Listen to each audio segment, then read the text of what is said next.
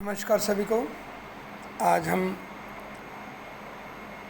भूगोल का पहला लेसन की अगले टॉपिक पर संसाधन नियोजन। नियोजन का क्या अर्थ होता है? योजना बनाना। आपको पता है कि जितने भी संसाधन हैं उनकी जब तक हम योजना ना बनाएं तब तक उनका हम सही ढंग से उपयोग नहीं कर पाएंगे। और कोई भी संसाधन है उसका हमने जो प्रयोग करना होता है वो विवेकपूर्ण प्रयोग करना होता है, ताकि बाद में हमें पछताना न पड़े। क्योंकि कोई भी चीज़ होती है, जब तक हम उसकी प्लानिंग नहीं करेंगे, योजना नहीं बनाएंगे कि किस चीज़ को पहले हमने प्रयोग करना है और किस चीज़ का बाद में प्रयोग करना है, इसके लिए पहले से हमें प्लानिंग बनानी होगी।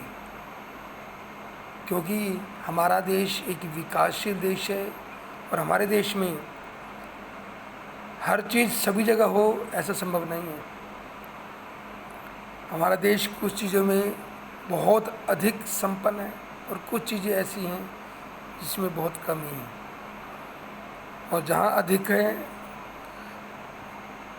उस स्थान पर उसको हम कैसे प्रयोग करें, इसके बारे में हमने कुछ बातें जानेंगे।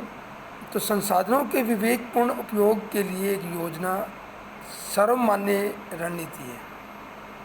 इसलिए भारत जैसे देश में जहाँ संसाधनों की उपलब्धता बहुत अधिक विविधता है, विविधता मीन्स कहीं अधिक है कहीं बहुत कम है, विविधता मतलब यही है।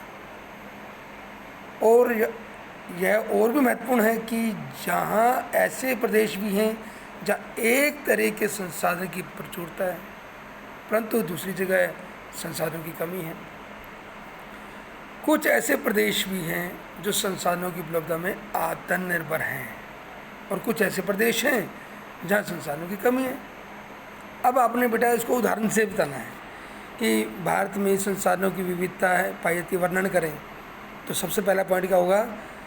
हमें झारखंड, मध्य प्रदेश और छत्तीसगढ़ का उदाहरण लेना है जहाँ पर खनिज और कोयले के प्रचुर भंडार हैं। पहला पॉइंट तो ये हो गया। नंबर 2, अरुणाचल प्रदेश में जल संसाधन प्रचुर मात्रा पाए जाते हैं, ये दूसरा पॉइंट हो गया। और तीसरा पॉइंट है परंतु वहाँ पर मूल विकास की कमी है। देखो, झारखंड में, मध्य प्रदेश में, छत्तीसगढ़ में कोयला बहुत अधिक है, अरुणाचल प्रदेश में जल प्रचुर मात्रा में है, लेकिन वहाँ पर मूल विकास नहीं है, मतलब वो अपने विकास से पिछड़े हुए हैं। राजस्थान है, वहाँ पवन और सौर ऊर्जा बहुत अधिक मात्रा में है, लेकिन वहाँ जल संसाधन कम है। लद्दाख शीत मरुस्थल है, लेकिन वो बाकी क्षेत्रों से कटा हुआ है। यह देश में सांस्कृतिक विरासत के धनी है, परंतु यहाँ जल, आधारभूत संरचना, खनिजों की कमी है। इसलिए राष्ट्रीय, प्रांत, प्रादेशिक और स्थानीय स्तर पर संतुलित करने के लिए उनमें कोई फर्क ना आए, उसके लिए संसाधनों का नियोजन करना अति आवश्यक है। तो बेटा, ये था पहला प्रश्न आज का, संसाधन नियोजन क्या है और किस प्रकार से हमें इसकी आवश्यकता पड़ती है। अब संसाधन नियोजन भारत में हम करते कैसे हैं, कितने चरण हैं?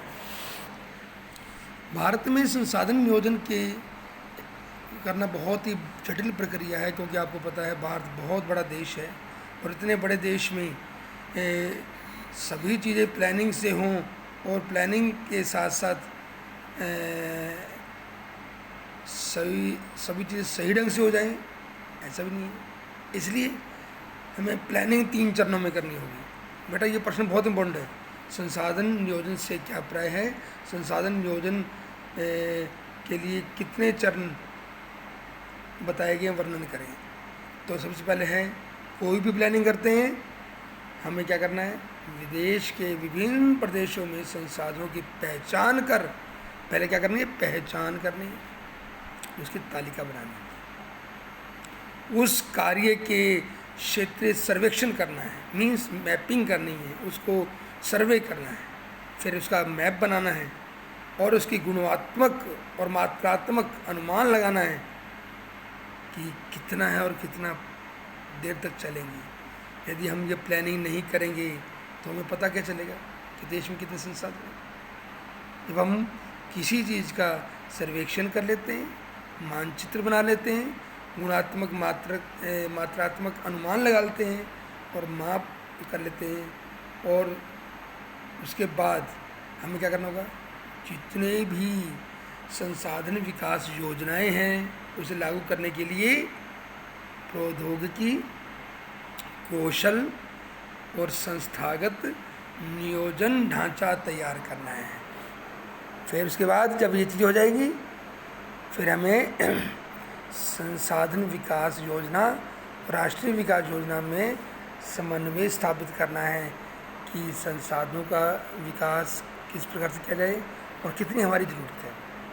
इस प्रकार से हम अपने पूरे देश के संसाधनों का अनुमान लगाकर उसे लागू करते हैं कि हमें किस प्रकार से कितने संसाधन की आवश्यकता है।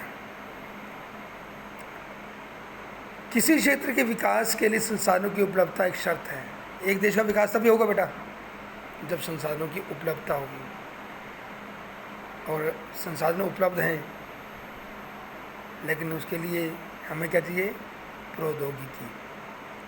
और संस्थाओं में परिवर्तन के अभाव से इन संसाधनों को विकास संभव नहीं है। मीन्स अगर हमारे पास संसाधन तो हैं लेकिन प्रौद्योगिकी नहीं है तो उसका हम विकास नहीं कर पाएंगे।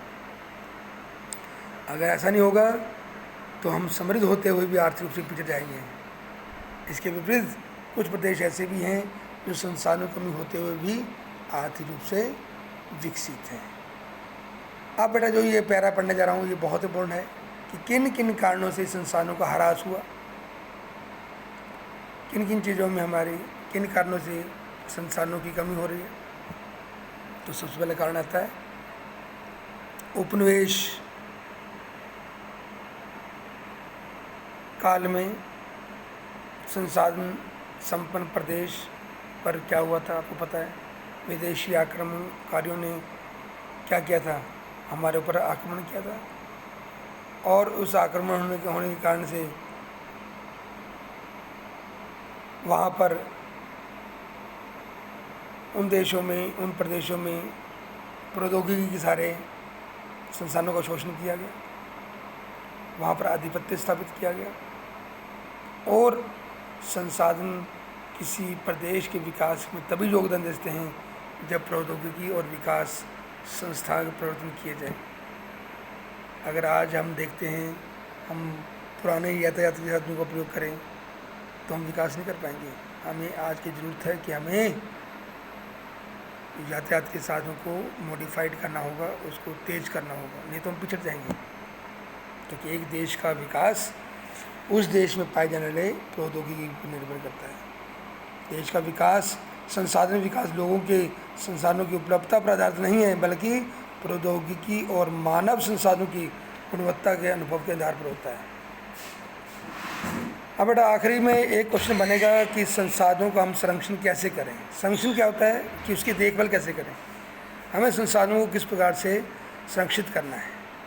तो संसाधन किसी देश के विकास की महत्वपूर्ण भूमिका निभाते हैं, परंतु संसाधन का विवेकपूर्ण प्रयोग और अति उपयोग के कई कारण से सामाजिक आर्थिक परिणाम समस्या पैदा होती है। इन समस्या को बचने के लिए हमें संसाधनों का संरक्षण करना आवश्यक है, ताकि आने वाला भविष्य आप लोगों को सब चीज़ मिलती रहे। इसलिए हमें आज की ज़रूरतों को भी पूरा करना है, लेकिन भविष्य की ज़रूरतों को भी पूरा करने के लिए हमें संसाधनों को बचा के रखना है। तो इसी संदर्भ में गांधी जी ने बहुत ही इम्पोर्टेंट बात कही थी। गांधी जी का क्या वक्तव्य था कि संसाधन के संरक्षण पर अपनी चिंता गांधी जी ने इन शब्दों में व्यक्त की, क्या, हमारे पास हर व्यक्ति की आवश्यकता पूर्ति के लिए बहुत कुछ है, इतना कुछ है हर व्यक्ति अपनी आवश्यकता की पूर्ति कर सकता है, लेकिन किसी के लालच की संतुष्टि के लिए नहीं है। लालच, ग्रीडी, अगर कोई व्यक्ति ये लालच करे कि मैं आज सब कुछ निकाल कर प्रॉफिट कमा लूँ और मैं भविष्य की कोई चिंता न करूं, तो इसके लिए संसाधन की बहुत कमी है। लेकिन हम अगर अपनी आवश्यकताओं की पूर्ति करना चाहें तो हमारे पास संसाधन बहुत है। तो ये बात गांधी जी ने आज से 100 साल पहले बात कही थी कि हमारे देश में संसाधनों की कोई कमी नहीं, आवश्यकताओं की पूर्ति बहुत है, लेकिन लालच के लिए नहीं। अर्थात हमारे पास पेट भरने के लिए बहुत कुछ है, लेकिन पेटी भरने के लिए नहीं। उसके लिए कुछ विशेष स्तर पर संसाधन ह्रास के लिए लालची और स्वार्थी व्यक्ति और आधुनिक प्रौद्योगिकी शोषण के लिए जिम्मेदार हैं। अतः अत्यधिक उत्पादन के विरुद्ध थे और उसके स्थान पर जन समुदाय के लिए पक्षधर थे कि किस प्रकार से हमें संसाधनों का हमें ह्रास नहीं करना, बचा कर रखना है। तो बेटा कल पढ़ेंगे हम भू संसाधन, हमारा एक टॉपिक नेक्स्ट शुरू होगा। कल से हम भू संसाधन पढ़ेंगे। थैंक यू, धन्यवाद।